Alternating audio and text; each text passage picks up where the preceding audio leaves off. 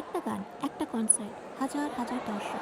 কিন্তু এটা একটা মুহূর্তেই সেই স্টেজ বদলে গেল বিতর্কের মঞ্চে। আজ আমরা কথা বলবো এপি ধিল্লন আর তারা সুতারাইয়ার থোড়ি সি দারু কনসার্ট মুহূর্ত নিয়ে, যেখানে প্রশ্ন উঠেছে শুধু একজনকে নিয়ে, কিন্তু দায়িত্ব কি সত্যিই একজনের?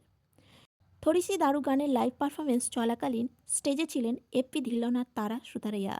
গান, আলো, ভিড় সব মিলিয়ে একটা পারফেক্ট কনসার্ট ভাইব। কিন্তু পারফরমেন্সের মাঝেই হঠাৎ করে এপ্পি ধিল্লন তারা সুতারাইয়াকে গালে চুমু দেন। লাখ লাখ মানুষ তার সাক্ষী, ভিডিও ক্যামেরায় সব কিছু স্পষ্ট ধরা পড়ে।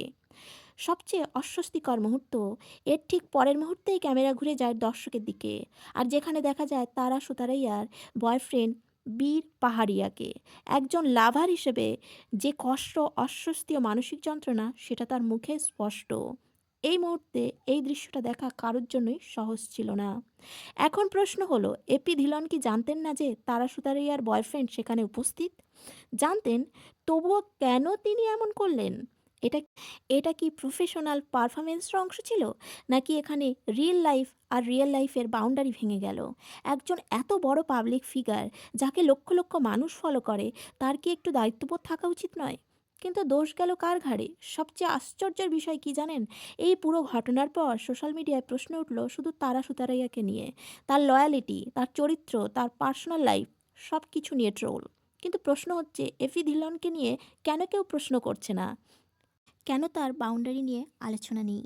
কেন তার প্রফেশনালিজম নিয়ে কেউ কথা বলছে না?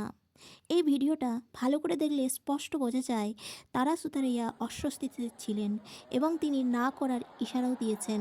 তারপরও তিনি পরিস্থিতিটা খুব ম্যাচিওরভাবে হ্যান্ডেল করেছেন। নিজের প্রফেশনাল লাইফ, স্টেজে থাকা দায়িত্ব, কিছুই তিনি ছেড়ে যাননি।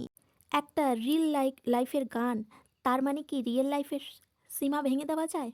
একজন পাবলিক ফিগার, যাকে লক্ষ লক্ষ মানুষ ফলো করে, তার কি একটু দায়িত্ববোধ থাকা উচিত নয়? আজ যদি এটা স্টেজে হয়, কাল যদি কারো রিয়েল লাইফে প্রবলেম তৈরি করে, তার দায় কে নেবে? রিয়েল রিয়েল লাইফের কেমিস্ট্রি কখনো রিয়েল লাইফের সম্মান নষ্ট করার লাইসেন্স হতে পারে না। ও যুগ ধরে যেটা হয়ে আসছে, মেয়েদেরই দোষ দেওয়া হয়, যতই ভুল ছেলেদের হোক না কেন। এটাই কি স্বাভাবিক? এটাই কি ন্যায্য? তাই আজ প্রশ্নটা খুব সোজা, দোষ কি সত্যি তারা সুতারাইয়ার, নাকি আমরাই ইচ্ছে করেই ভুল জায়গায় আঙুল তুলছি?